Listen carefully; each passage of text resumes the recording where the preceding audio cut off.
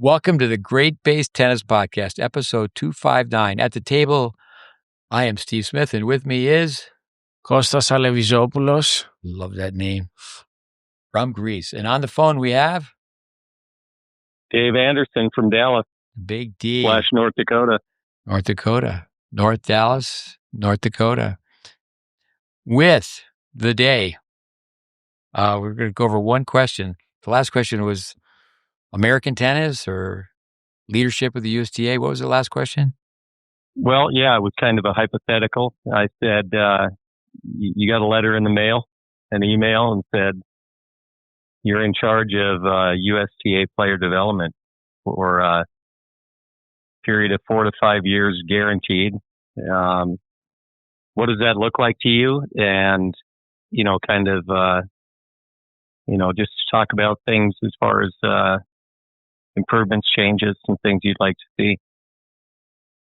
Well, to avoid criticism, say nothing, do nothing, be nothing.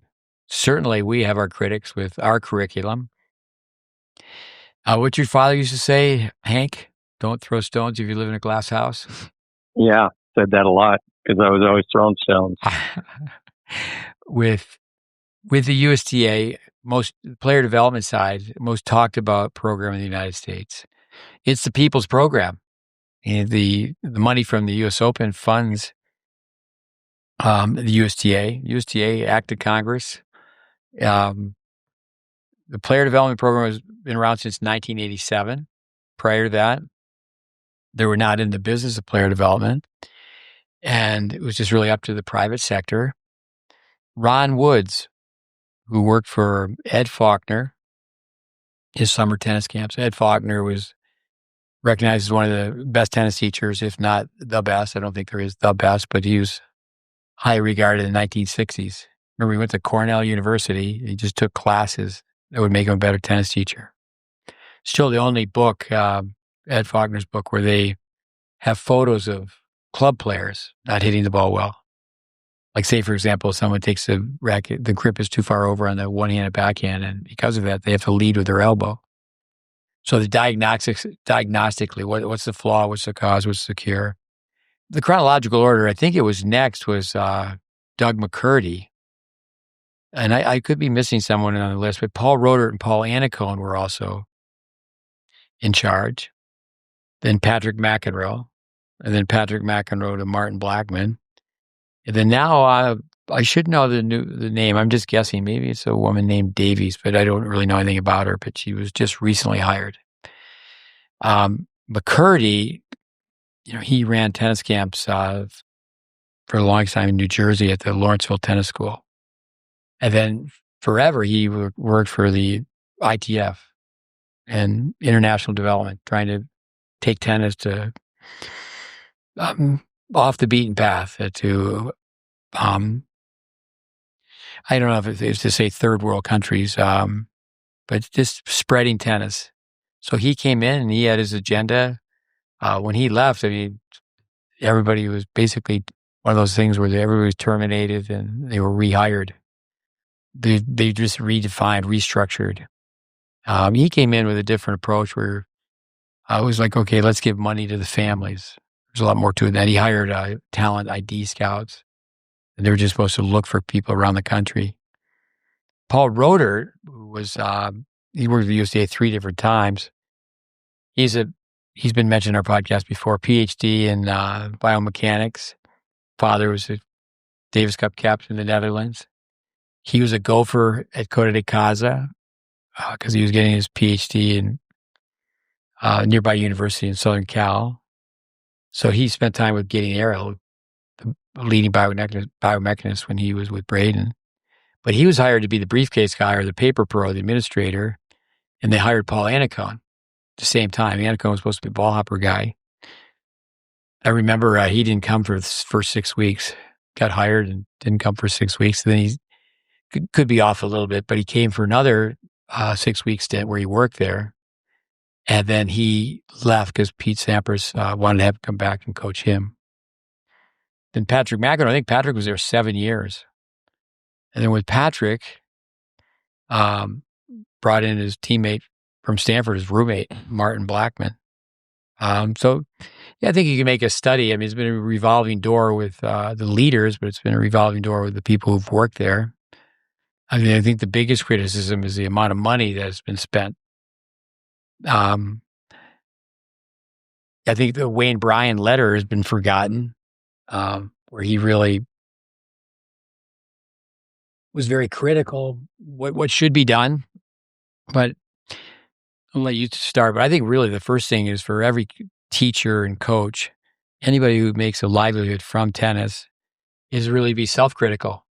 Be self-critical first. That comes back to your father, Hank, saying, "Don't throw stones if you live in a glass house." What are you doing for tennis? What do you do every day? And that's one thing with a GreatBase is it's free content. It's educational content. It's homework. I mean, you were part of it. I tell people it's a research paper. The lab that we had on a junior college campus in Texas, where then our pillars of people helped us with that program.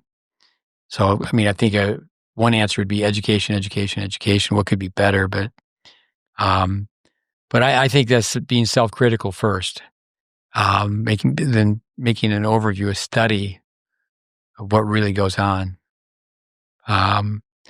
Consumer knowledge.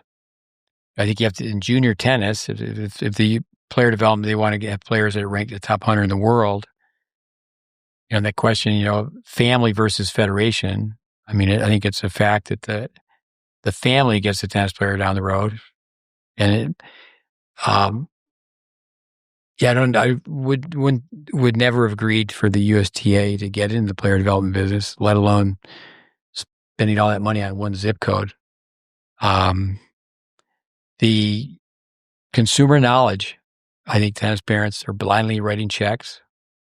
And then on the flip side, consumer knowledge, I get myself in trouble to say the same thing over and over again, is that 23,000 people in Arthur Ashe Stadium, how many know the grips? Turn the 8 panels. Each time it's 360 degrees. Divide 360 by 8. Each time you change your knuckle, one panel is 45 degrees. Grip determines the angle racket face. Angle racket face determines the angle racket path. So we could get into all that, but it's the consumer, they don't know what they're buying, and it's really, really confusing. I think to get people united, what are the big problems? I think ego is a problem. Greed is a problem. How's it go? Follow the money to find out where the problems are. I think solutions. What would be solutions? I've said your theme many times, go back to the future. What was done before? People right now really criticizing the UTR. There's certainly positives. We could go back and critique the NTRP. The NTRP has been a great social model for businesses, team tennis, league tennis, and it pretty much killed the junior versus veteran matches.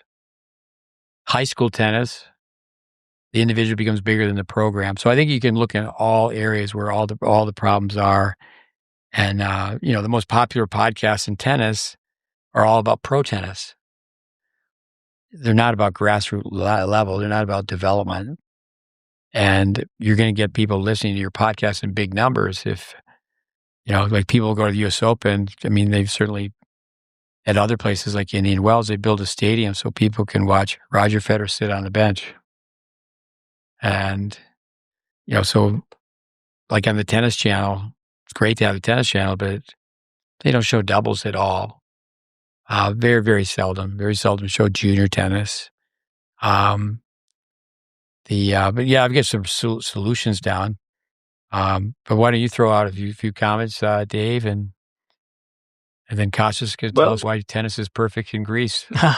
You're right. Well, I wrote down a bunch of categories too, and I think when you were mentioning McCurdy's approach to it, it at least kind of was moving in the direction of some things that Wayne Bryan alluded to in his letter, which, I mean, that letter when you mentioned it, I probably read it multiple times for sure, and it is forgotten about, and I think it's so powerful. And you think about how, it's just reality of the world that we're in. So, and that for anybody that is listening, I think I should ask Andreas to put it up on our social media too. It's just a powerful, powerful letter that I think people that are playing tennis now, junior tennis anyways, they haven't read it. And, but I think of education and is the big one that I hit with, when I was writing down thoughts on, and what does that look like? And I think, Steve, that you creating the first, curriculum to get a college degree, in tennis teaching, coaching, recreation management, however you want to, we called it tennis tech. And I know there's been offshoots, obviously, with Ferris State and numerous others, and now USTA, but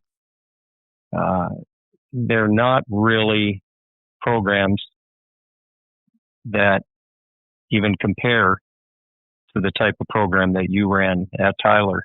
Even the predecessors that took over after you, the two of them, they didn't run successors. You mean? Or successors? Yeah, sorry, they didn't really follow suit, and so there's a perception in our business of tennis teaching, coaching that the better you get, the less you're on the court. The higher up you climb in this career, the less you're on the court, and we have to work, I think, culturally within our industry to get that myth busted, because it's unhealthy. And the tennis world needs all sorts of people. There's no doubt about it. And there's people doing jobs that certainly I know I don't want to do that are off the court, and I appreciate them for that. But we do need to, what you said about the focus being constantly on the highest ends. The highest ends get so much love. And, we hope that in this country, people evolve and crawl through eventually to the top and get there. But we got to be concerned more about higher numbers in the lower ranks and getting them off to a little bit healthier start in the sport. With the last podcast, the write-up basically read, some listeners might tell us, shut up, go sit in section F and buy a hot dog. But our perspective comes from a different angle because it's fact-based. To digress, let me just say a few things if people listen to this podcast for the first time. In 1981, I was given the opportunity to revise educational curriculum, comprehensive, made it comprehensive. It was a degree program. And the mastermind was Eugene Allen. I didn't have any clue at the time. I was 26 years old. He was the president of the board of trustees. So he's the boss of the boss. He's the president of the president. And he had set up a program for dental hygienists. He was a dentist. And by that time, I had been trained by Vic Braden, Dennis Vandermeer, Welby Van Horn. But I used to hit with him, a great guy. It was like, well, you play those senior players and they mix it up and everybody's asking how well do you play? And certainly I was not a touring pro, but in a very quick period of time, I went with no information because when I first started taking lessons as a perennial tennis bum in Boca Raton, Florida, supporting myself nights, working nights and hitting balls all day long. I met a lot of great people, but I was really in tennis 5 years before I met really somebody, or it was two brothers, Andy and Joe Brandy. It's like, whoa, these guys know a lot more than the average, no pun intended, Joe Brandy, they know so much more than the average Joe. Andy, the younger brother, they both were brought up by Welby Van Horn. Joe was Pete Sampras's coach for the first major that Pete won when he was 19 at the US Open. So anyway, today up here at Wintergreen, we had two college coaches, Dave Secker at NC State, who almost 15 years ago, he was told to just start studying our content. And then in short order, he had a better handle on the content that the people told him to study the content. I think Jimmy Johnson and Brandon Fallon would agree with that. They were like, this guy got into it, the technical side. So, anyway, Dash was here today. He's now the coach at Liberty University, which is like 45 minutes away. Beautiful place. Division I, beautiful facility, state of the art. So he played at Tyler Junior College. Then he went to Texas A&M, played for Tim Cass. Then he went back to Tyler Junior College. I believe he was assistant first, but he has collectively at least 15 years at Tyler Junior College. So he was there long after you and I were, Dave. So the listeners, so we're up on it, looking down at these beautiful clay courts, and we've got 6 very good players playing. And then he was here to look at a girl from Canada. Same with David Secker. So I said, well, you certainly heard a lot of people that were critical of what I did when I was in Tyler. And a classy guy. He said, well, I knew you were successful, and I knew you had a certain way. And you want people to do things a certain way. So I said, well, let me show you this. I blew the whistle, and I said, everybody, 48-second drill. Well, if you just have one backhand volley, it's a 42-second drill. It takes 7 times 6 seconds. But a lot of young players are doing a 2-handed backhand volley, a 1-handed backhand volley. So people say, where do you go from 42 to 48? So these kids slowly, it's all solid fundamentals. And I said, no, I said, I'd love to spend more time with you, but you have to understand the information. And, dominate's a pretty strong word, but Richard Hernandez one time said, well, Steve, your program of guinea pigs was, I wouldn't say he said dominating, but it was a force. People in Texas, like, where are these kids learning how to play? What's going on in Tyler, Texas? And then since we left, what's gone on? How many high school state championships have they won, or how many kids are leaving? So, a beautiful place with a strong tennis tradition, but most people have no idea what happened during that 1981 to 1991 period. But he was very positive, and I think that I said, no, I said, the information, I have that on my list here, with education. I just wrote down 12 things. You could make it 100, but to keep it an even dozen. Okay, we're going to quickly teach everybody the parts of the racket. That's easy enough. Racket head, the throat of the racket, the grip of the racket, the butt of the racket, the butt cap, the edge of the racket, on and on and on. Then you're going to teach the grips. Use a numerical system. Then we're going to teach body balance. It just takes, this is, what needs to happen to get people united. And then we're going to teach checkpoints. We're not going to teach parameters. Like, this is okay. If you want to use an Eastern grip, if you want to use a semi-Western grip, that's okay. It's like, this is just how you introduce basics to beginners. How do they do in day one? And day one leads to day two, and now knowing how the brain works. And so then we simply say, okay, let's go to a wall. And we don't go to a wall to hit balls. We go to a wall to trace the swing. So we know, okay, the ball's below the level net, the rack face could be slightly open.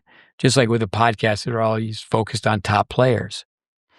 You've taught the body balance positions. So they know the ready position. They know a diagonal pivot. They know a diagonal step. And it's just core information. And then we don't have to jump ahead and go, well, the pros, how they hit the ball. It's like, can we just, like Little League Baseball in America, you're playing shortstop till you're playing second base. Get your body in front of the ball first, because if you don't catch it, your body will stop it. Just basics. And it works like a charm. So people will, turn their side to the wall. Could be a curtain on an indoor tennis court, a fence. And this is all, like say in Vic Braden's book, teaching children the Vic Braden way.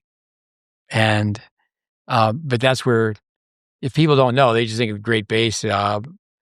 It's just like, say, my ego, or if I'm talking to you, is you and I together, or like Andy Fitzgerald did so many things. Is where does the information come from? So, like say for example, to take a circular swing, circular spin, to have the swing be very short and compact. And then the language, like Braden to Vandermeer, in relationship of strokes, in relationship of spins. So in no time at all, you could be out there, seriously, you know this, Dave, you could be out there with 20, 30 people by yourself. And you look across the courts, it's like, how did this happen? The kids know fundamentals, or the adults. And, they trace the swing. They hit, they hold. And it all starts by body balance without even having a racket in your hand. But then how to hang on to the racket. A Van Horn expression from Phil Eisenberg once owned the camp. Learn tennis, you never forget. And then like baseball, we're going to hit off a tee. We're going to hit off a cone. And, Big Braid, you're a beginner. Everybody at one time was a beginner. So stand still tennis ball. This is just number 8, going down the list, showing people how to swing a sock. So people can have a palm down serve. It's an old baseball trick because the palm goes up, the energy, all the momentum of the sock will go down and the ball's in the sock, it hits you in the back. How to use a backboard properly and how to use it progressively. Initially, you don't hit against the backboard. You drop it balls against the backboard. And then you use an old ball and you let the ball bounce twice. I mean, there's an art form to everything. Then you jump ahead and it's like, okay, let's get a skip rope. Then let's get a jump, let's get a stopwatch. And then there's all the different exercises and the speed. And number 12 is a journal. But could we go through that list and say, all right, is every tennis teacher in America going to respect, let me just pick one out, say Welby Van Horn's body balance system, or another one, the rationale that Vic Braden provided. People, you need to have an education. The players are only going to be, beginning players are only going to be as strong as the teacher. And I think people agree with that in any form of education. I've said before on the podcast, we had to just say 2 things, 3 things, chocolate, strawberry, vanilla. Parent education would be at the top of the list. They can't be blindly writing checks. So then you have a form tournament. They can make posters. It'd be very powerful to have posters of Serena Williams, her sister Venus the other day winning a match at 45 years of age. I mean, that's the work ethic and so many things with that story. But forum tournament, Dennis Vandermeer, trickery, those little buggers, you're going to give them prizes for having great form. The USTA at one time, I asked Paul Roeder, I was in a meeting with them, and it was flattering that he brought me in. Rob Krychek actually set that up to meet with him on player development. And at that time said, what did the USTA spend on that poster? And it was labeled stage development. This is what you to do. This is the big push with the red ball, the orange ball, the green dot ball. That's not a system. That system is not going to teach you the ready position. The rogi. Yeah. And so then from there, target tournaments, have some fun, hitting towards targets. And, the parents were to see all that. I think also, to document development. Everybody's going to be crummy on day one. And there's nothing wrong with being crummy. It doesn't take long, especially with technology today, to film. Now, there's some people who've obviously been part of our content or part of our curriculum, our effort for a long, long time. And they've heard all this, but are they doing it? We together trained a lot of coaches, Dave, and for our listeners and Costas as well, gave them 2 years. It would have been nice to have 3, 4, 5, but we gave them 2 years. And then when they went places, their experience didn't match their education. Something as simple as we're going to use our left hand on our overhead or initially turn with our hand on the racket. And here's the rationale. Change the grip, relax the muscles in your right arm, set the racket at the most efficient angle. The aerodynamics and coiling, you can actually coil more when both arms are in. then if you use your left arm longer in the beginning, you use it longer at the end. And just the left arm works at a reactive brake. And, you decelerate the left side, you accelerate the right side. It's, that's too much. That's too much. No, it's not. It's very simple. But then are you willing? We know you're able, the Doug Cashline, one of our guests. I mean, are you willing? Are you able? Well, we know you're able to learn this information, but are you willing to learn it? And, I mentioned last time we should have the tennis police. But it's the base of the triangle, no substitute for a good beginning. And most kids get off to a very poor start. And sometimes it's a late start and a poor start. But go ahead, Dave. Yeah, the education, parent, player, coach, all of it. I think I think there's not enough effort put into that. True effort put into it. I don't know, the solution. I know that, I think there could be regional centers for it somehow. I mean, I was talking to Coach Andreas about this. I mean, really, like, say that you had you had the funding, Steve, and you hit, regionalized areas of the country, and it was funded, and the people themselves, the coaches, it would that fee they would be funded in essence to go and attend these things for a week, and I think there could be just greater efforts. I think the education, whether it's through the USTA or the USPTA, whatever, I really think it's just kind of a sugar pill at best. But I mean, it needs to have more substance, more bite, and then, to me, the grassroots, I think I mentioned that, the grassroots are, and even if they're competitive players, say in under 12s, I think that things just need to get ironed out quick. We have a lot of kids come visit, as you do, and boy, oh boy, is it, you can see the look in their eyes. Sometimes it's hope, sometimes it's defeat, when you present people with, really solutions on how they need to go about it to get their game better. But if they're pretty far down the road, and they miss their exit to get to the right destination, it's a tough sell to get people to go back. And so I think that beginning is, like you said, it's critical. And it can be fun too. I think that people think that when we talk about this, there's an absence of fun. It's just the teachers have to be masterful in teaching in order to deliver the curriculum, so to speak, and in a manner where it's it's upbeat and it's informative and all of the above, and it's appropriate for the audience in that. And I mean, I think the education of parents, players, coaches, and I think that we get off track. I know I do. I think everybody does when, our focus can get very narrowly. We have a narrow scope we look through, and we get caught up in players that I think get too much attention, and that is players that are doing well in the competitive junior realm. Well, the people who get the least amount of attention for sure are the beginners. And typically in the US of A and other parts of the world is that some, teenager now, they're of working age, they're 16 or older, and it's the blind leading the blind. They have the personality, they played some tennis. On the other side, I tell tennis kids, that's not really a job.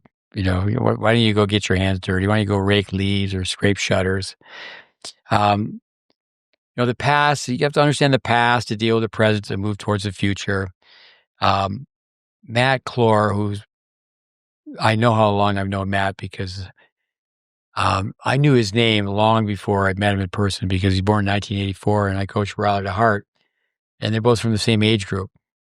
DeHart became number one in the U.S., but that was after they changed the rule. It was based on your birthday. So he has a March birthday, so he got it to go into the next year, and he bumped up to number 1. But very good player, so he's very close anyway. Top 5, like Matt was top 5, and with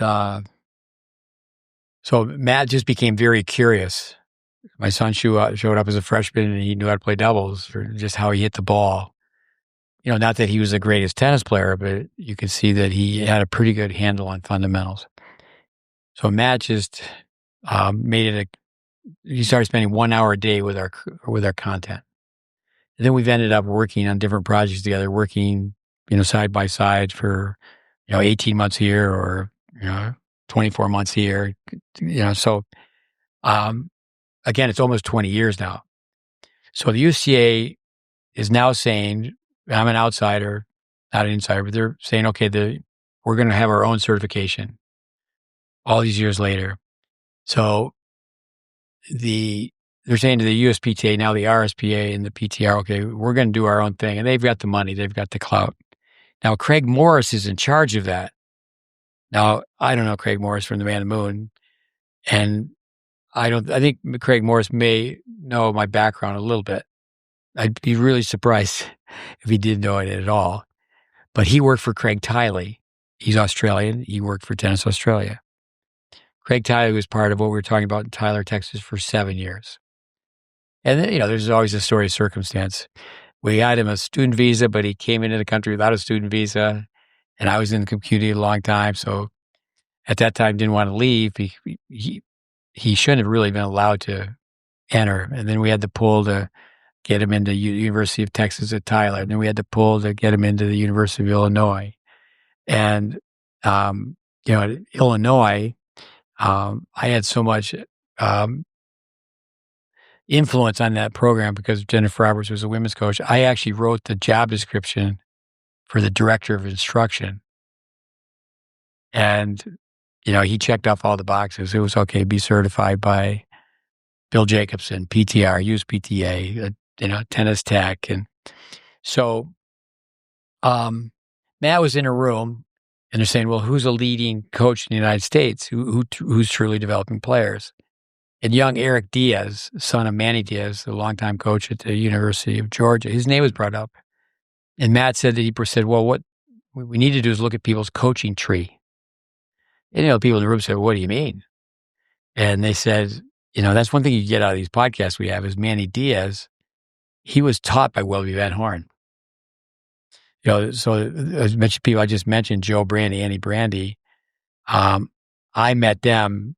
I'd been in tennis for 5 years, and then certainly I ended up working for Andy. There's a connection. So the coach's tree. So certainly I learned a lot from Joe and Andy Brandy, but the source was Welby Van Horn. And, but I think that's where it's so much on the now, not only at the pro level, but even right down to, who won this past weekend. We had a girl who, she went on and played at one of the military academies here in the U.S. And hats off to the kids who go through those programs. And it's not like going to Stanford or UCLA from a tennis standpoint.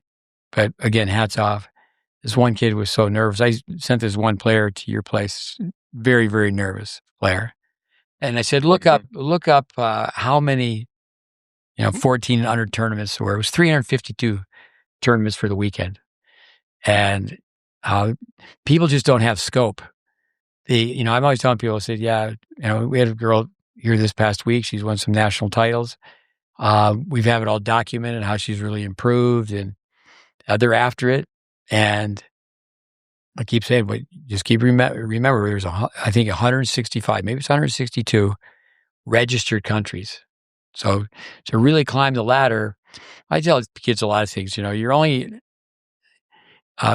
if you're at the international level, at least someone in another country knows who you are. So, kids, it's the big fish in a small pond, but there is so much energy, so much hype over who's winning, who's now. And, the now side of it, to speculate, I think that's where people really get confused with what we're talking about. I got email from someone who I trained who worked for you, said, what do you mean? Where he said, a lot of the best players in the world today are not complete. Yeah, they have holes in their game. And they just have holes in their game.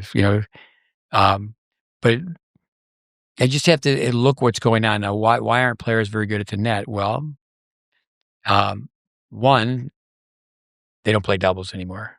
Two, at one point in the United States, you couldn't be ranked until you're 13 years old. And there's so much emphasis on winning early. And really, in the end, it's a curse. It can be a real curse to win early. But then who's listening to who? Who's mentoring the parent? Who's mentoring the player? But I think with the USTA, it's just the people connected with player development, they need a lesson in history. And I think that's where the backstory is always more interested in the front story. Is like, how did you get so good? How did you get so good? Or better yet, if you could do over again. Andy Roddick is a powerful voice in tennis throughout the world now with his podcast. Millions of people have listened to his podcast. And I just love it where he said, well, I'm from Nebraska. I don't do grips. So, yeah, okay, you can learn a ton from Andy Roddick. But, is that somebody, he certainly can inspire, here's a guy who's number one in America, best American for almost a decade. Well, he's going to be able to inspire a lot of young players. But that's one thing, too, about young players is they forget quickly. And I think everybody does. They forget quickly. I mean, who remembers Ash Barty? She could play all over the court. It wasn't like that was 100 years ago. And her father used to go up to other parents and say, could you do me a favor? My daughter doesn't really like players when they play this way. Maybe it's just, okay, if he just takes a pace off the ball and just push it back or whatever it was, but he understood the big picture. I think that's where you think back about Australia. Some people will still say the greatest tennis country ever because of what they accomplished in the 50s and 60s. But it's generational. I think most people going down the road with a tennis kid, they're going down the road the first time. I mean, I'm a neophyte. I started tennis. I had no background in tennis. My mother did play high school tennis for Utica High School, Utica, New York. But after World War II, she had 6 kids. She never picked up a tennis racket till we were all grown children. But yeah, go ahead. Make a few more comments, Dave. The other thing that I'd written down, I think that needs to be revamped literally from top to bottom or bottom to top is, and it could have a really profound effect if done effectively and creatively, is the tournament scene. From, the 10 and unders all the way to, I think the future challengers. I think that we could really have tremendous impact with creative programming, so to speak. And not, again, when we talk about tournaments, we've spoke about it here before, and what Italy did and what Spain had done at times, and making it more accessible for the people like, say, George Goldoff, or people trying to transition from college and onto the futures, and basing them out of the 2 national centers out there, those kind of things. But I'm really talking from the ground up, because whatever we've done, we've really missed the bullseye on this revamping of our tournament schedule, and it's just leading to I think a really, really negative effect on the sport. I don't know how people even actually do it without taking out second mortgages on their homes, and trying to get match counts up and do all that is great, but chasing the points is drawing people to airports and expensive hotels and traveling around the country for really nothing. And yeah, in the U.S., I tell kids, need to really tell parents. That's hopefully one of the positives of this podcast is in the U.S., tennis is a minor sport. It's a private sport. Especially now that high school tennis has really dropped off. Once again, the individual becomes bigger than the program. Kids can actually do homeschool and still represent their high school. Their parents are taxpayers. They could still be part of high school tennis. It's a very short season. Play for something bigger than yourself. Where like a volleyball, a basketball, obviously football, baseball, that those are major sports and those are public sports. So yeah, I think with Italy and Spain having problems with their economy and having more tournaments, but even before the kids are even ready to play tournaments, that's where we're really struggling. Where the little kid classes in America, there's just glorified babysitting. When you take a swim lesson, it's like, okay, this is a life-saving skill. But I think, typically, like even here at the resort, at the bottom of the resort, there's 27 holes of golf. At the top of the mountain, there's 18. So at the bottom, it's a typical setup where they have swimming pool. There's only four courts at the bottom. So round out 19 tennis courts, but 4 clay courts at the bottom. And there's golf. Well, obviously a kid's going to take a swim lesson. Things have changed. I mean, I know I went to a high school, you had to swim a mile to graduate. Things have changed. My mother was like emphatic about us taking lessons until you went through life-saving. So there's been golf, they're going to teach you grips, they're going to teach you stance, and they're going to say, we got to be able to hit the ball straight. So those 3 sports in even like the country club setting, why do they go to tennis and they're going to make a sandwich where they put one ball and one racket and then another ball, we're going to walk, and it's, the expression we're making fool of our kids. It is a sport, so, hey, well, one, we don't have to get into the heavy when they're, 5, 6, 7, 8 years old, but can they at least rally a ball? And that's where there's always the positive side. That's where, like, say the orange ball, the green dot. It's like, okay, can they rally a ball? No, I think that going back to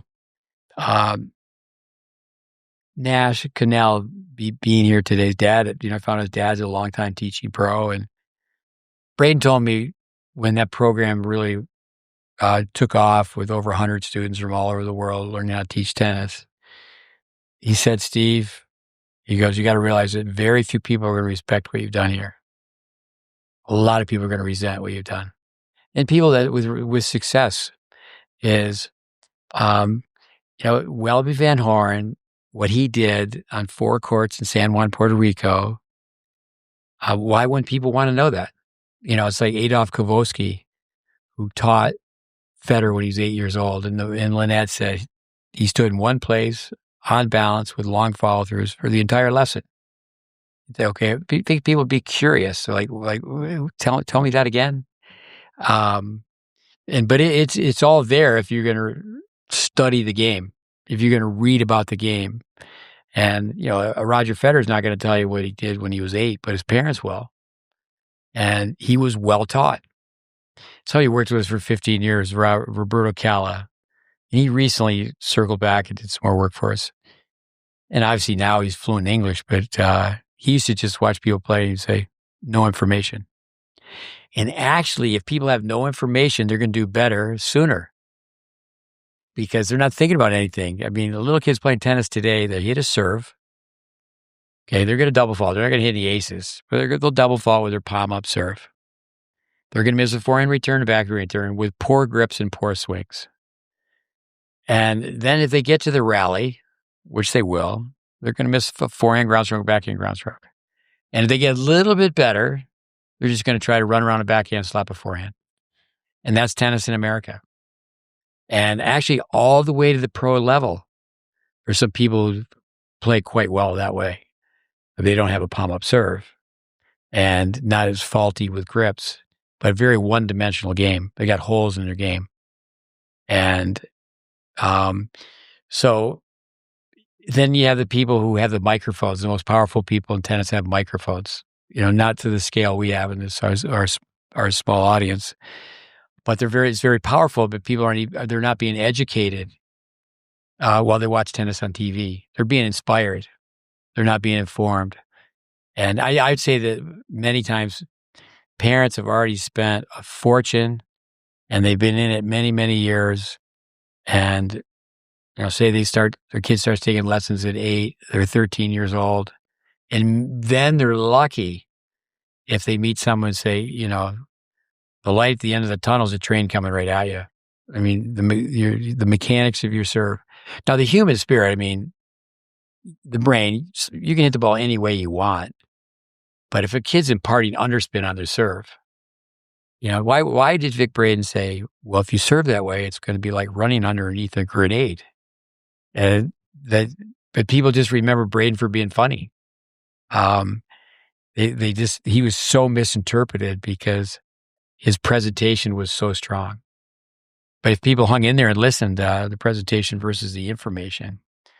But, I don't think you could just throw money at it to the USTA taking money and flying kids here and there. And, it'd be difficult to say, okay, how are we going to do this where it's fair? But I think if tennis kids get down the road is that the parents should be funded by the USTA. It's like, okay, we're going to just close shop. And because when you see the Kent Kinnears and the Kathy Rinaldis, when they're sitting courtside, what did they really have to do with those players? Now, then there are the national coaches who were there when they brought in players that are currently at the top of American tennis. There are people, I say, at Madison Keys who spent so much time there. Riley Opelka. And not to pick on them, Madison Keys just won the Australian Open. And Opelka, he's had all sorts of injuries for his serve. He's probably most famous for bad-mouthing doubles. That's where he's best known for that. But as great as they are, it's like, well, let's look at, would you have them be role models for tactics for, say, Opelka? Either one of them for that matter. But I do think when, like here recently, we've talked about with Alcaraz at center, if people listen to our last podcast, we laugh, like, what are these guys talking about? But if you looked at, they're hitting more drop shots than approach shots or how few net appearances Alcaraz had. But yeah, that resentment. So I told this visiting coach who was years later in Tyler, Texas, well, are people curious, like, why was there so much success from local kids? And we're not talking big time success. Going to Stanford, going playing in Texas, that's pretty good. That's not playing the majors.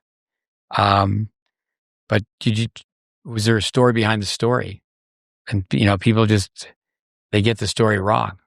Go ahead, Dave. Yeah, and I think of the topic here being some things that we could change to some solutions come up with. And I thought of the podcast with Coach Creasy, and he basically said something that has just really resonated with me, and that is the USTA doesn't own tennis. You could argue that on either end, really, but he was kind of encouraging all of us, I think, that are out here to go ahead and do what we want to do to make it better. For instance, I'll put myself out there. If I held a tournament at Brookhaven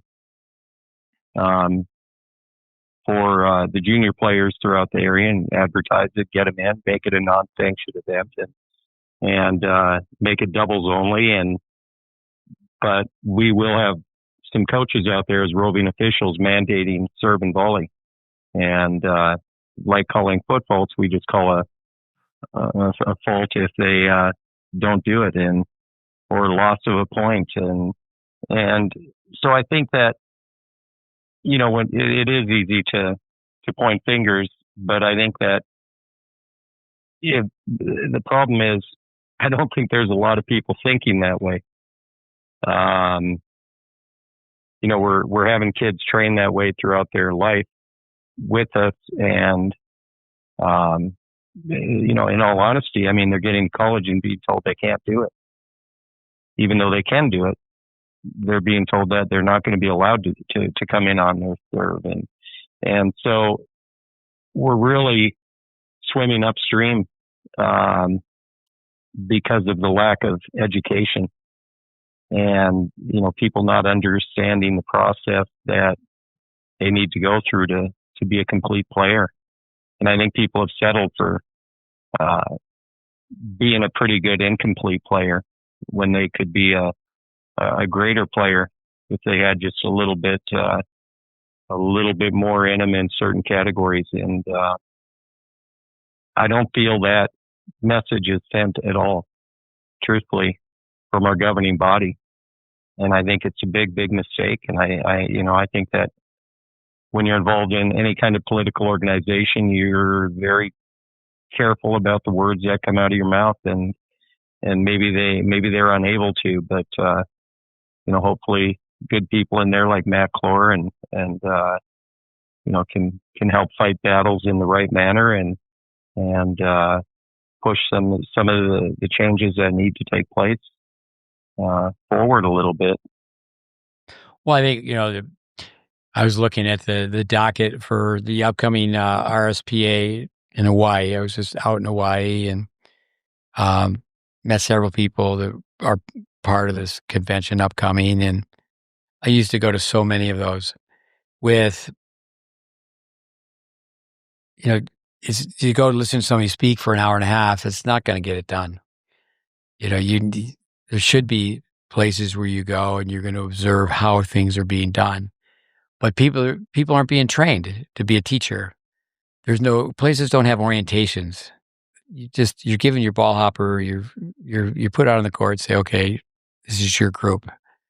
And it's the parents don't really know that. I remember years ago, and I believe I have it right, it was McCurdy's the one who said we got to change it back, is they stopped having a 12 and under ranking and try to put more emphasis on development. And I don't remember how many years that was. I mean, obviously you could look it up. All you have to do is look and see. There was no national champions for several years in the 12s. And McCurdy's point, many people agree to him, is that if they can't compete in tennis, they'll compete in something else. But it doesn't need to be, the USTA, it doesn't need to be tournaments all over the place. It could be, okay, let's rent a dormitory. It needs to be safe and secure. There needs to be chaperoning. It needs to be healthy with the food in the cafeteria. But, you're just going to go to a facility where you can play tons of matches. But you have to earn that. But before you do that, we have to go back to having ladders where you call people up and when you can compete. But, there's so many things. People aren't going to serve volley. It's not Lexilon. I mean, I just hear that. I just rolling my eyes. It's not the rackets. I mean, those are both factors. But they don't serve volley because they don't serve volley. And they don't play doubles because there's no emphasis on it. I mean, the college tennis, they're playing to 6. They used to play full matches. And there's no commissioner of tennis. Like, who's making the decisions that there's no third set? Yeah, so Creasy, he was a guest on our podcast twice. I mean, he talked about, preaching to the choir. Money's the root of all evil. And the parents, I mean, to boycott, say, we're not having junior tournaments where, we're paying more. And that's a negative about the UTR. It's the Wild Wild West as the entry fees are so high. People are gaming the UTR. And there are positives to it because people can just set up tournaments quite easily. This is our third summer up here. And I know they've had some problems with leadership and such. And, I came here thinking this would be an amazing place to have. We have 19 clay courts. The weather's great. It's only 3,800 feet up.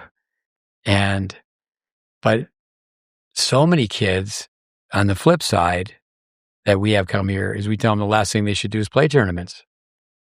Because if they want to play college tennis, there's so many holes in their game. I mean, it's Swiss cheese. I mean, there's a hole in the boat and we're not going to go put up a sail. So it is individual by individual, case study by case study. But kids get such a bad start. Now, I know Andy Fitzgerald told me, I shouldn't say this, that I pigeonhole the GreatBase. But the GreatBase is just that. It's a GreatBase.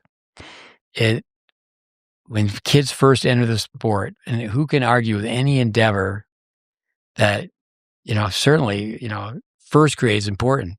You're not going to do too well in second grade if you don't do well in first grade. And that's where people are really missing out. And, people don't even want to really teach beginners. There's so many people in the U.S. that they played respectable level high school tennis. They're director of a nice facility, and they just work with the kids who can play. They only work with the kids who already can hit the ball. And again, it comes back to, mom and dad have some disposable discretionary income, and they're blindly writing checks. They're not educated, and they're not really exposed to, the different levels of tennis. Coming back to Wayne Bryan's letter, my understanding is that he wrote it to a friend. He didn't want it to go viral, but again, it's been forgotten. Coming back to the leaders of, I one time interviewed Paul Anico, and you were there. It was at Seguzo Bassett Tennis Academy, and his brother Steve's a teaching pro. So Paul, even way back when, he was smooth as silk. I mean, he was just classy, diplomatic guy, and he had respect for tennis teachers, where a lot of times people don't. And with that, back in the day, the ATP school, ATP University, they taught people how to make money in tennis after they retired. But now the money's so big, it's a completely different curriculum. And when people come off of the tour, if I remember my son Connor telling me that about how tennis worked, So he made the second sheet. There's 100 players on each sheet. So he was ranked 200 in the world. And if you're ranked 200, you get a certain type job. If you rank top 100, you get a certain type job. If you rank top 10, oh boy, if you were number one. And you just have a built-in job. We have an article on our website. It's why do people change coaches so much? Well, one, pros do it. But people, they bop and shop. And there's two sides to it, is that I don't think a lot of times parents give tennis teachers enough time. But the flavor of the week, well, we were here for 1 week and now we're going to go somewhere else. Or they went to a place like yours where you have big numbers and a large enrollment, and I want to be on Dave's court. I want to go where I'm going to get more attention. And then what the parent does is they find a sparring partner who doesn't have an education, but they can hit the ball. So they try to find a shortcut. I've said for years, the sparring partner in boxing, they wear a helmet and a mouth guard, and they don't say anything. But the consumer, they're trying to find a shortcut. Well, we'll go hit with this player, and they don't stay the course. With Patrick McEnroe, he was in charge for a long time. I mean, he one time he had the microphone of the ESPN or whatever station, and calling matches. He was in charge of Davis Cup, and then he was in charge of player development. Three jobs, and obviously brought a lot to the table with experience and such. But he had never really taught tennis. And then I think when Martin Blackman came in, eloquent speaker, he came in. He said, we're going to build upon what Patrick did. He was being politically correct. He wasn't saying, well, we're going to start from scratch. This is what we're going to do. Years ago, Kevin Curran, it wasn't the best thing to say.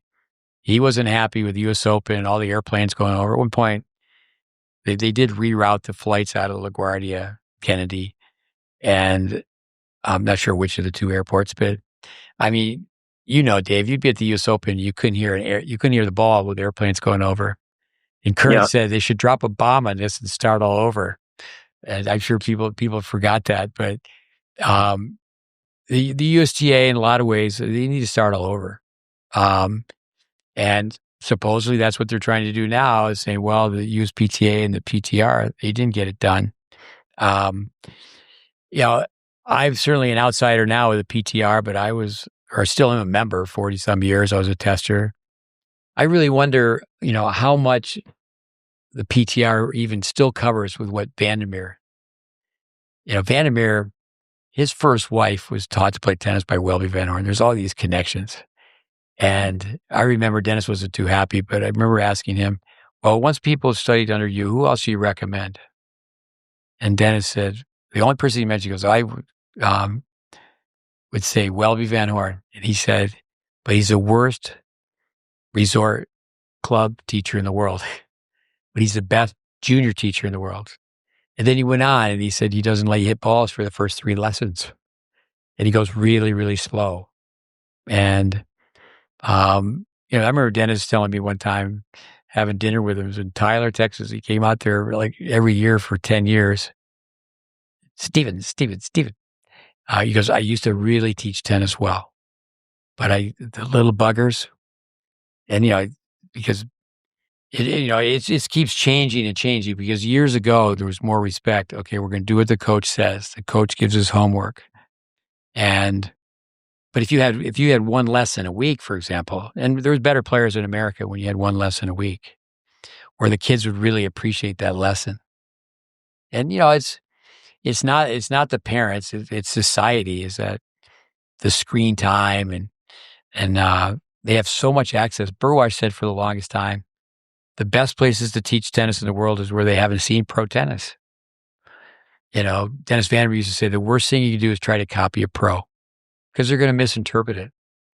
But kids are not going to misinterpret the body balance and the checkpoints and hit and hold and play statue. And they're going to question it because they haven't seen it. I mean, static balance now is extinct. You don't see people. You're right next to the student. You're dropping balls, and you helped out with that course we made for the Intercollegiate Tennis Association. Mm-hmm. I don't know. I'd have to look it up. But, maybe 1,500 people on YouTube looked at it, and the first comment was, "It's so long." It was 71 minutes. It is so long, and it was put together for college tennis coaches. It's free. It was made available for everyone, for college tennis coaches to have their summer staffs look at it. But then who do they hire? Who's hired to coach summer camps? People can already play. And what do? Is they try to go out and make it fun. And then you can see in the kids' eyes, they're a little bit bored with from a learning standpoint. And then the coaches make it fun. They cop out. But if kids really knew that there was a process to become a player, but to go one step back, there should be a process to become a teacher. It's just not instant. For example, Braden was really big on the whole method. And Vandermeer, and those two were both a powerful force at one time. And Dennis broke it down into progressions. He wasn't the first. Elaine Mason, I remember back in the 50s. I wasn't a student of the game at that time, but I remember listening to her speak and have her books but both of them, like Dennis would say, well, let me show you tennis first. Let me show you the serve. This is what the serve looks like. He goes, let me give you a picture of the serve. And, if people know the why, like why do you want to come to the net, then they'd be more open to the how. Typical is show and tell for us, peer teaching, typical stuff for us. We teach everyone to teach, and show and tell is just like we make a video for people. We say, okay, there's awareness, acceptance, and commitment. We're going to make you aware. Do you accept? And then are you committed? And that's not just for video analysis. That's for the whole thing. home practice. People come here to visit. They call up in 2-3 weeks, and I'll ask you 50 questions, and your parents will be listening. If you're honest, you'll say no to every one. Did you go home and tell your parents, like in baseball, I've got to get a tee. We got to put up mirrors. This is what I got to do in my driveway. And no, they just sometimes are going to the private lesson where it's 7,200 square feet. It's a basket of 300 tennis balls and a coach who's charging $100 an hour. And then even to take that lesson, then you got to pay initiation fee, perhaps, really painting the picture with a dark cloud, and then monthly membership dues. And I'd say, how can we make, and whoever would be in charge of the USTA, how can we make it a sport? And it really shouldn't be a matter of taking dollars and bringing kids in from across the country who can already play. They're bringing them into the USTA. They didn't teach them how to play.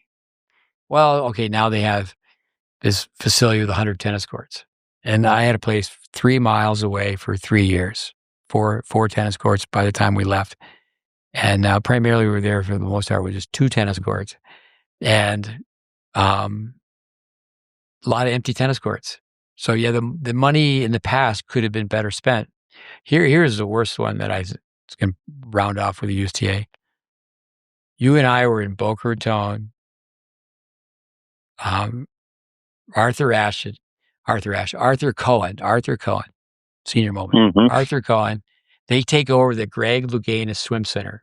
3 individual pools, all $1 million each. And it goes belly up, goes Chapter 11, bankrupt. And Arthur, and then he pulls Robbie in, they take it over. They pull Carlene in. And Carlene's parents say, oh no, her father passed away at that time. The mother, she said, I'm out. But they thought that she would be in from a financial standpoint. So, but they end up building a building. Then IMG gets involved, Chris Everett buys it. So it's a beautiful building that was built before Chris Everett was there. The USDA comes in and they match the building. So now there's 2 buildings. And so they started in 87. You and I were there, were 92, 93. Mm-hmm. So you put a timeline to everything. So they build a new building, the USDA, they pay for it. And it's on Everett's property. So Everett owns the building. USDA builds it and then they pay a monthly fee. But so they were paying the monthly fee, not just for the building, but also to use courts.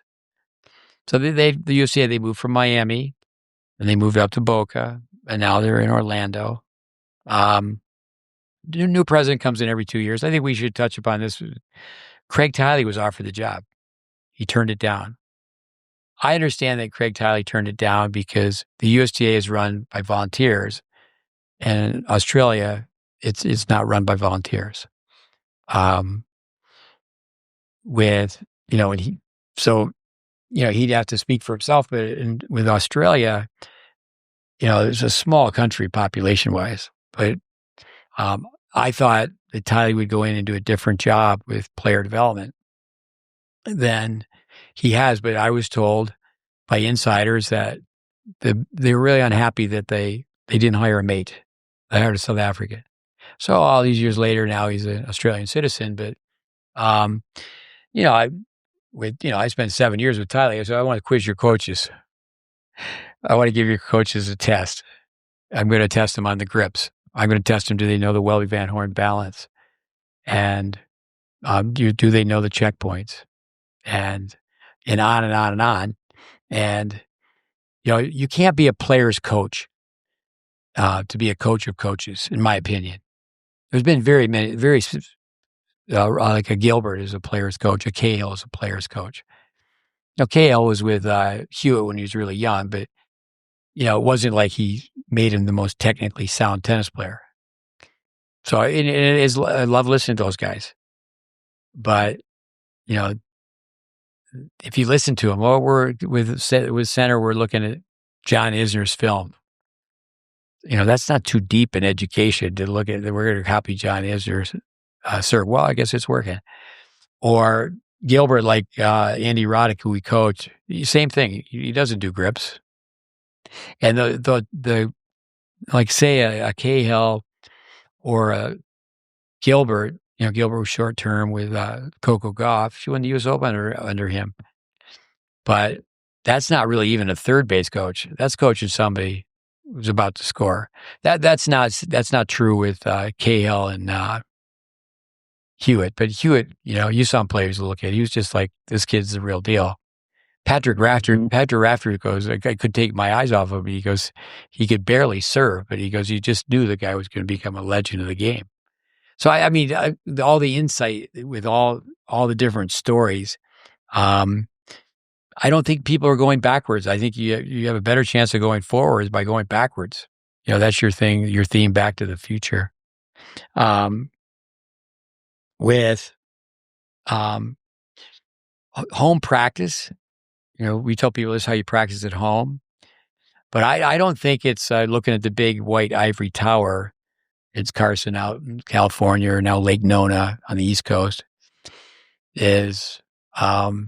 I think really for the Americans to be successful, it should be the American spirit. And it needs a shakeup. And I don't think people can wait. I mean, the USTA has been around since 1987. The USPTA in 1927 they started. They were a players program at first. They didn't have a test. The USPTA, you want to be a member? There was no test. There was no training. You just became a member if you played the game. And they did things like you had to be a certain age, and you even had to have a financial reference. You couldn't owe money to people, and so it was more of a business check. But the USPTA, they did not have a test till Vandermeer came along. 1977, Dennis Vandermeer came along, who was a member of the USPTA, and asked me not to be a member of the USPTA. And I said, well, Dennis, why are you a member of the USPTA? He said, Steve, you bugger. And because it's politically correct. But Dennis came along with a test. And we'll see. The USTA leadership and management are two different things, but the people that are going to give the test should know the information on the test. And it's bleak. You start asking people, we are tennis math. Patrick Mortigolo told me one time, you are all about math. Tennis is art.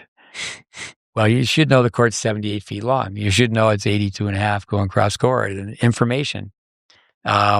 Teaching is information transfer. So if I was asked to be the director of the USTA Player Development Program, so let's look at the word united, and let's look at the word development. And I don't think it's a matter of uniting a group of people that are in a room in Orlando. I mean, now it's so easy to reach people. I know that in fact, we had a coach here last week who he refers to your social media, and we have others who are, have a following, which is good. But, I talked to a gentleman today who's been looking at the content, but he's been here for 4 or 5 days.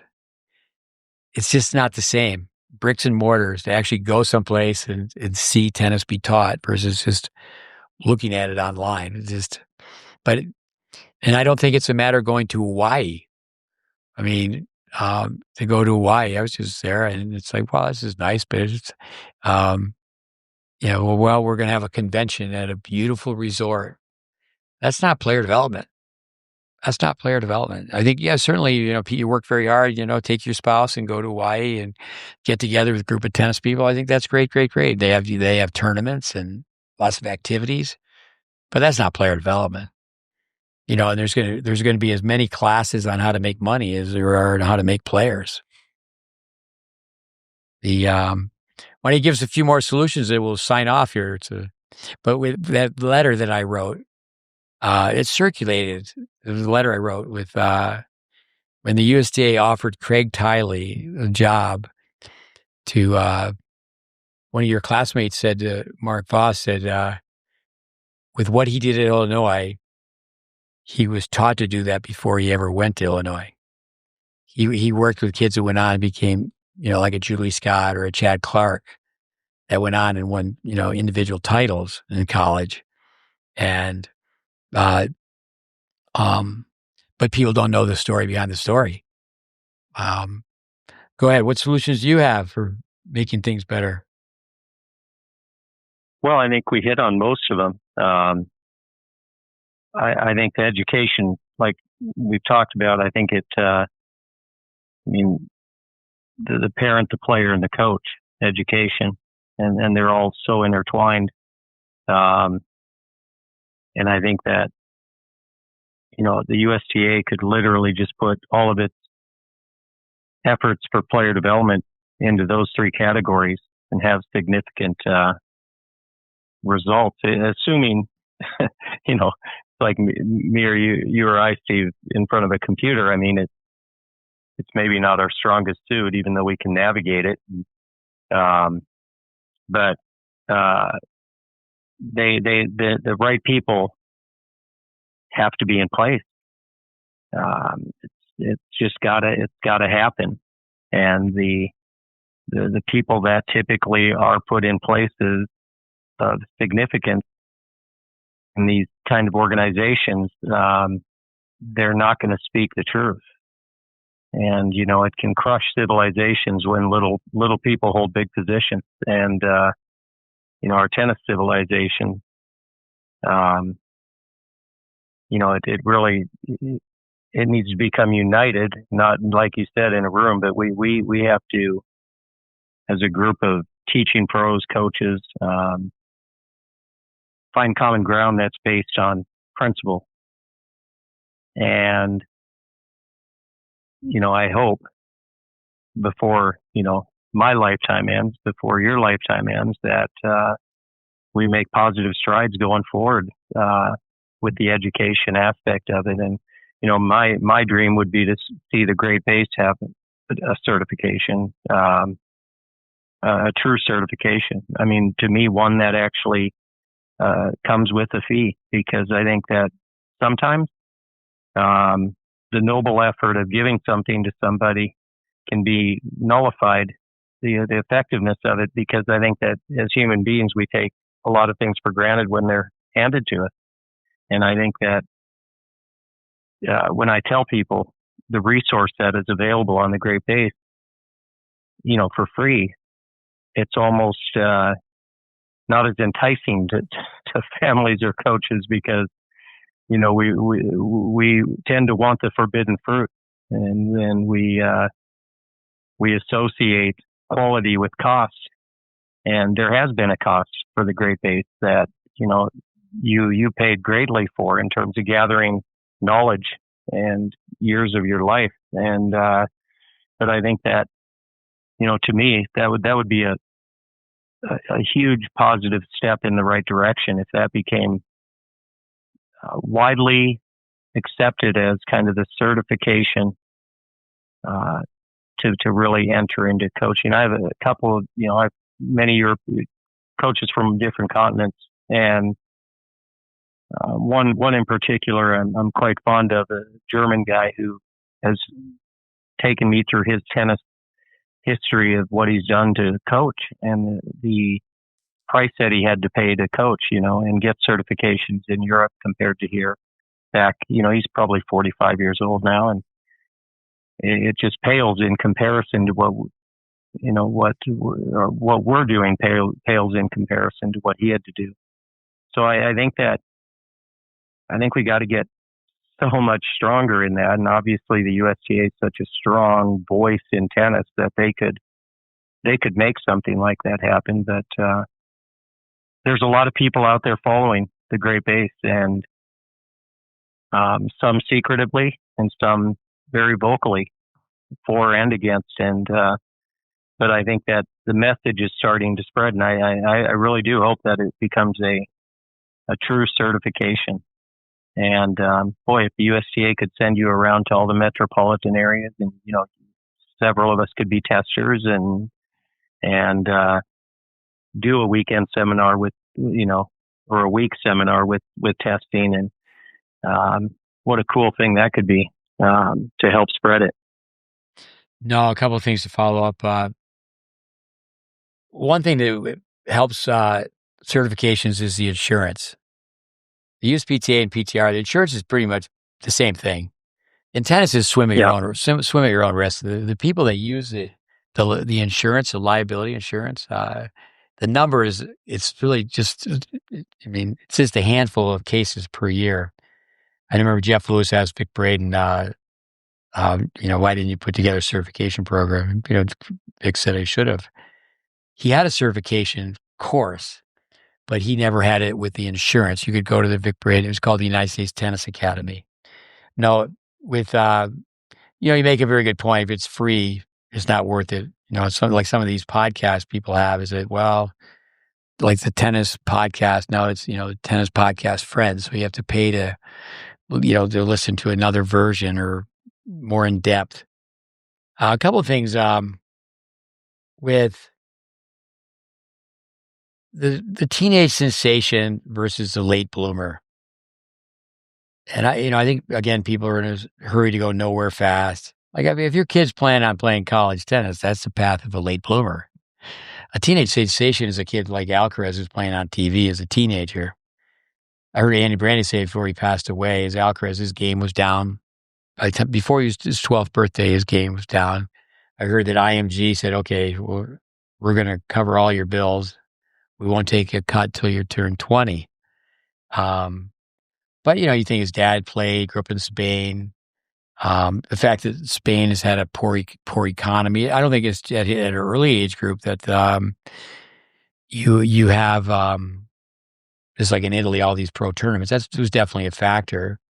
You certainly have the inspiration with a Nadal or what they've done as a nation.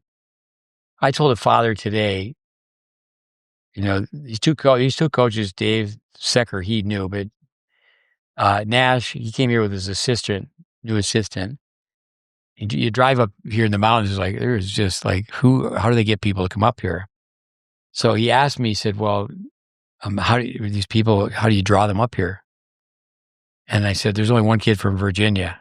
I just went, Oregon and, Texas and South Carolina, North Carolina, wherever, from all over Minnesota, and a couple from this country or that country, quite a few Canadians. But when Yannick Sinner was a skier, because a kid from Virginia, his dad runs a place, and only kid from Virginia in the program. He played baseball. We do a drill. We call it the Billie Jean King shortstop. I just rifle balls at kids. They have to catch it and then throw it. And we even let them stay in now if they have a palm up throw. But you can feed it really softly. The little kids can see it. But you just, the athletes were playing shortstop. And but Center said when he was a kid, he didn't like skiing because, you go, I don't know, it's 20 seconds down the mountain. I don't know if it's 40 seconds, but it's over very quickly. But he goes, I like tennis because it takes 3 hours to figure out the match. But, you could definitely learn from so many people. You look at genetically, I mean, the Center, wow. But also then historically, the way he moves. But I think coming back to it,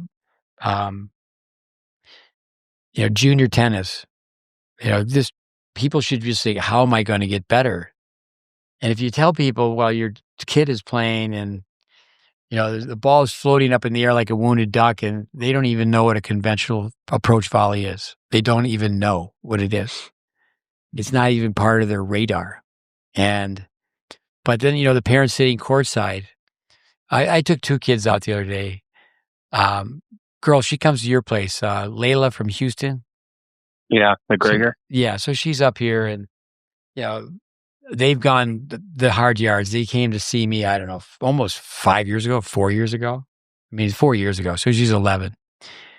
And she's playing with a boy from Southern Cal, and they're playing well. And I'm making comments like, pretty sure that they'll be able to play number 1 at their high school long before they even go to their high school, if they did go to high school. And I said, these kids, parents watch it, they play well.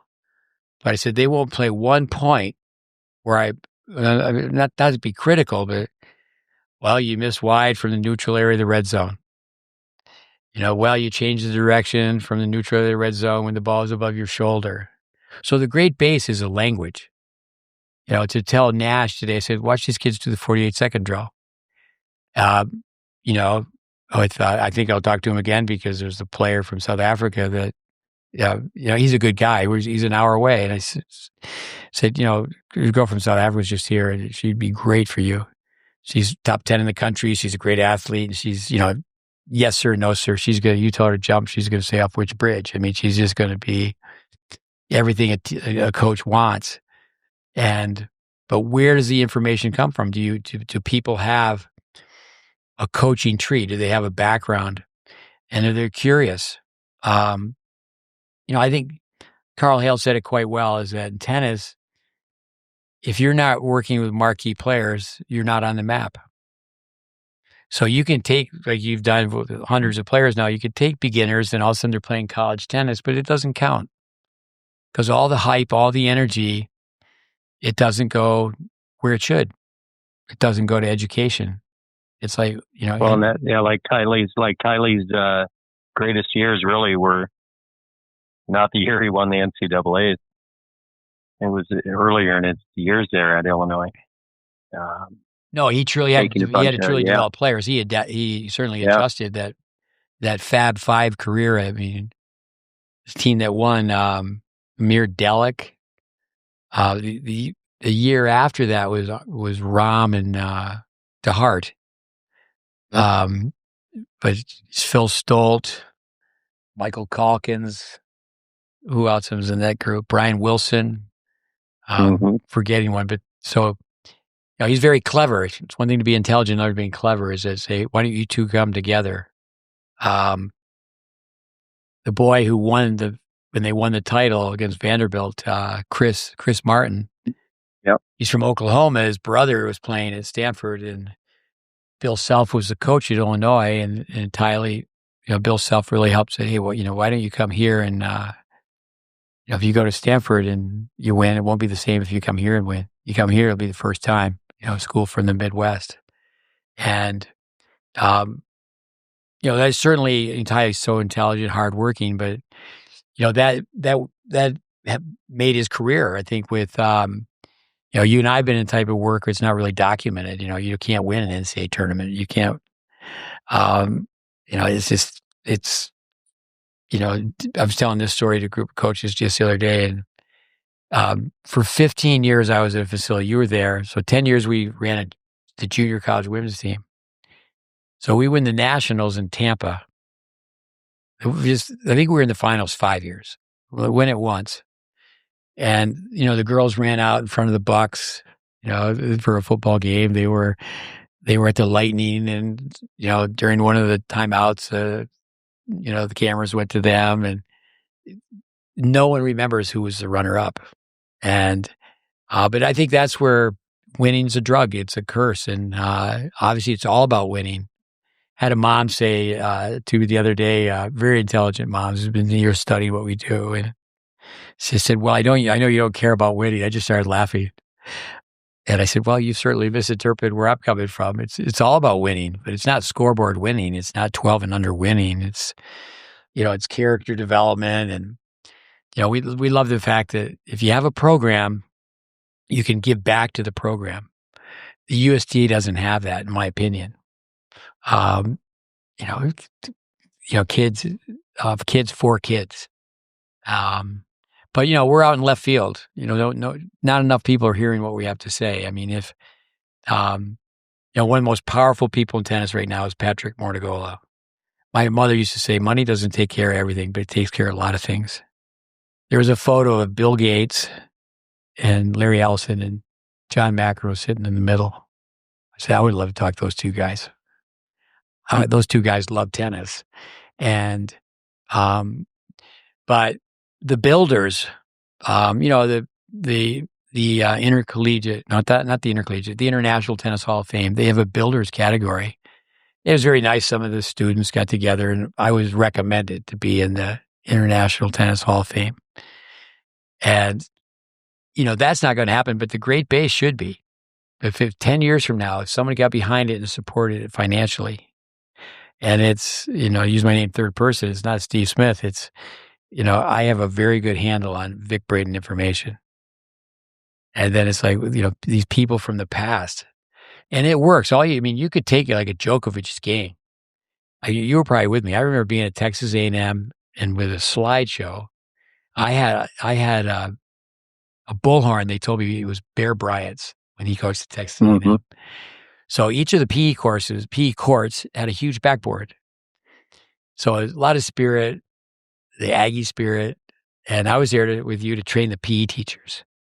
Mm-hmm. And these backboards, a side note, there's 1 through 24 are the numbers on these backboards. Each PE court, tennis court, had a backboard. And I go, what are those numbers for? That's how we take attendance so we can hit more balls. So if number 23 is absent, boom, we're not calling out names. We're getting attendance taken fast. So anyway, those backboards were like a movie screen. So what we did, and at that time it was, you go back, it was, Connors and Borg and, legends of the game, and the fundamentals stand the test of time. But that I've done it with, say, Agassi, say having a kid shadow swing, and then in the back, you have a life-size screen of Agassi on the backhand. You can take any shot, and the best players in the history of the game, their strokes are fundamentally sound.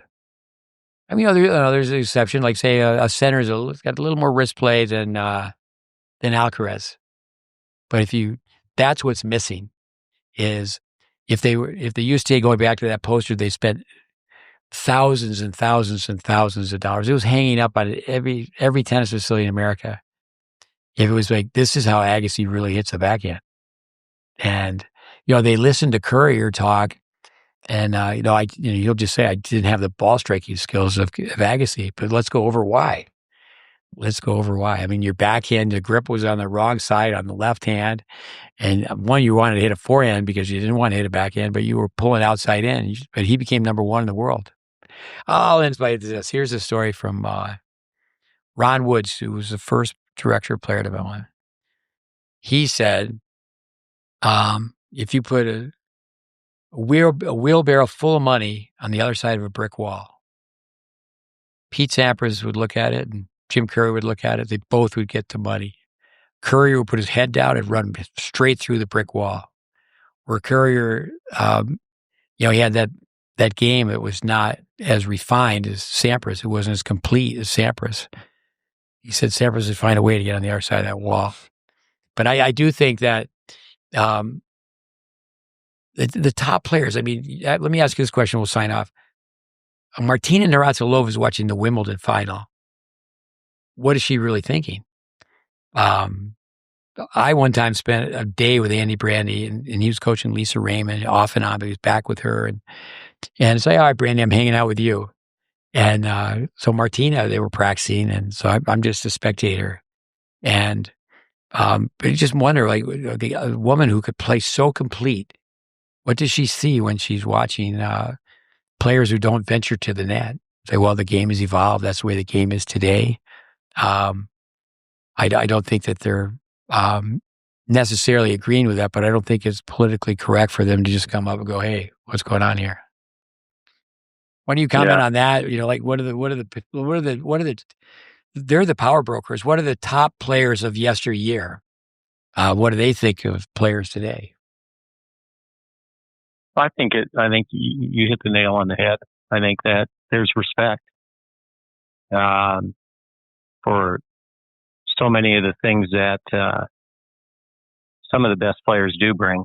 I mean, it certainly is fun to watch some of the attributes, and I mean, the ball speed is, certainly increased, and I think that players, the physicality of it. But you go back and you watch Borg, and I probably once a year go back and watch Laver and Rosewall at the WCT final, and I've shown it to the kids many times, and I mean, those guys were flying around the court, and it's just a great match, I think, for kids to watch. And I don't think the TV cameras do justice to it in the way it was filmed.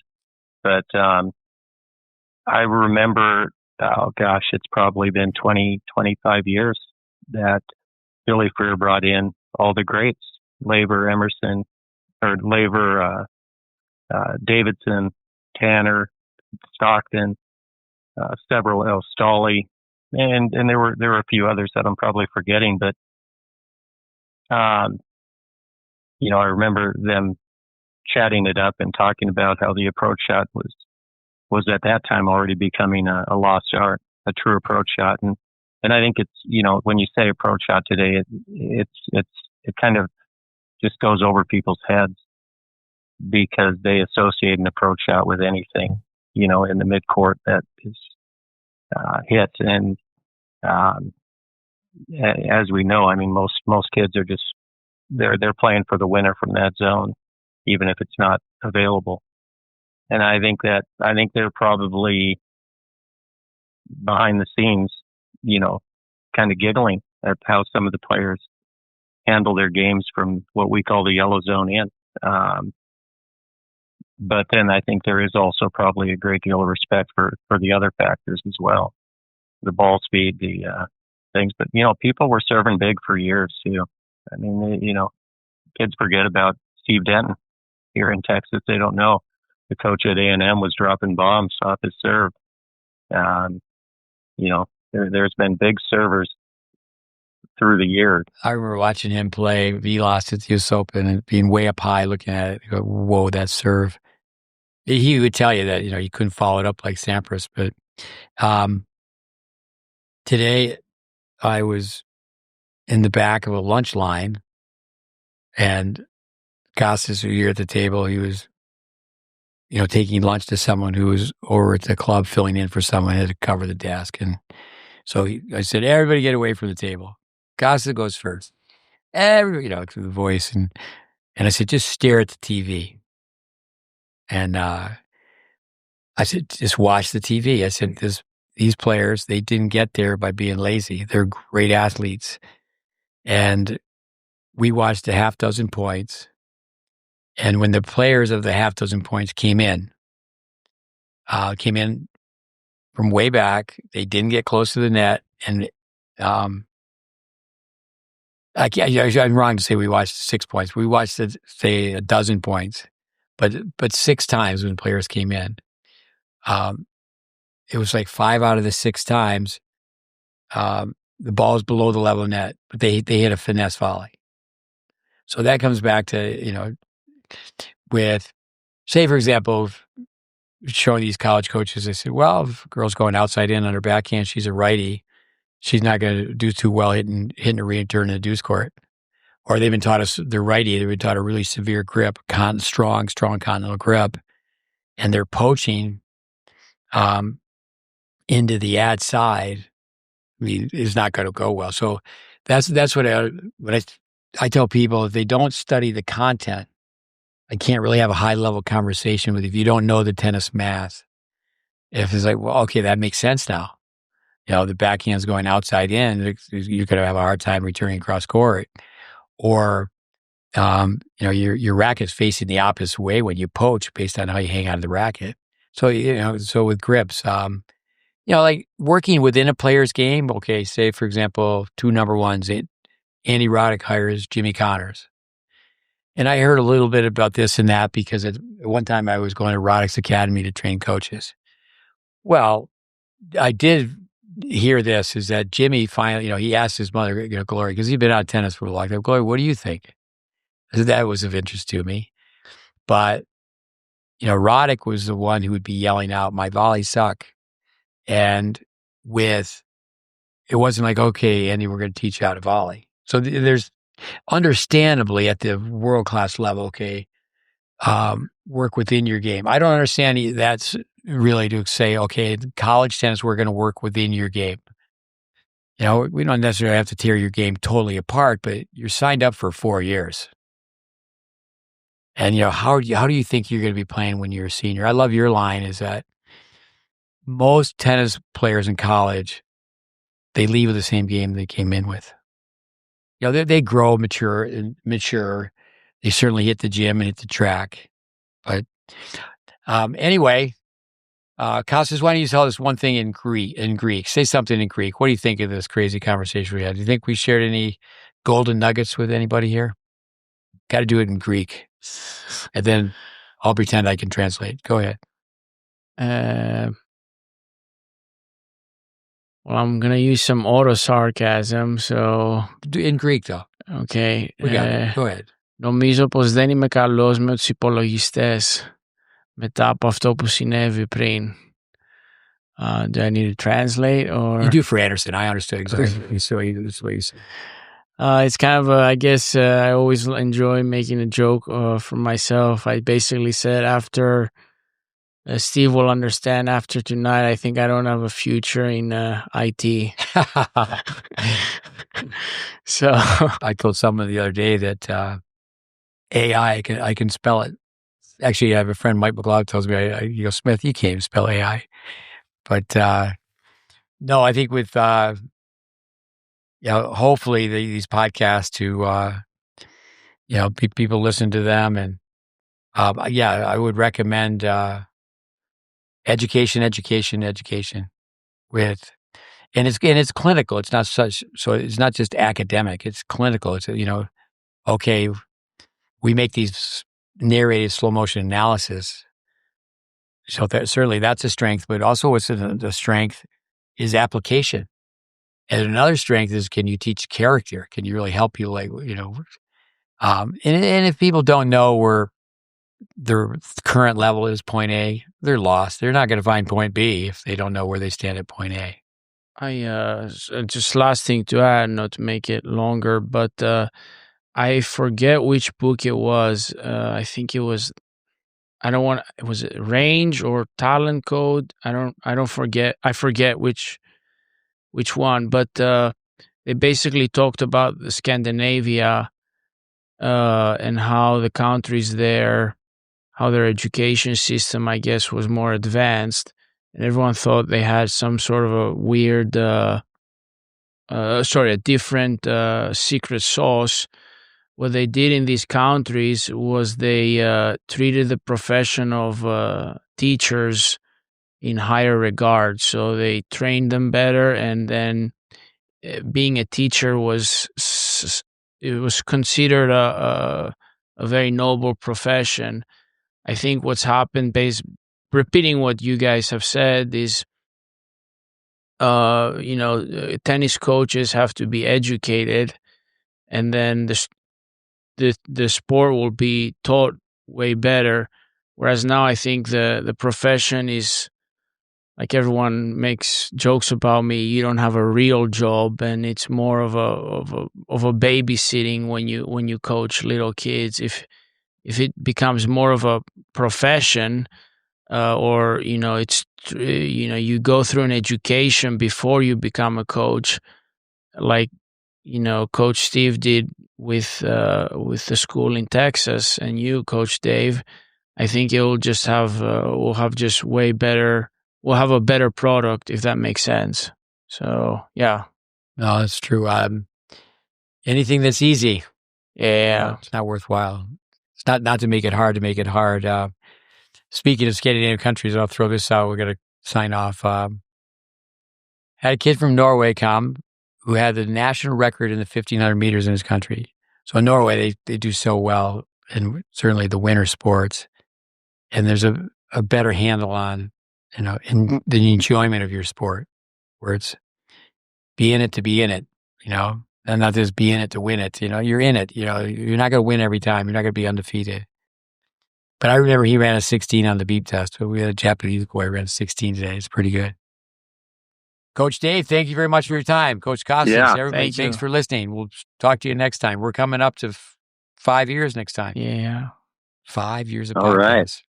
All right, Dave, everybody, thank you very much. Okay. Costas. Thank you. Yeah. Have a great night, everyone. Adios, amigos.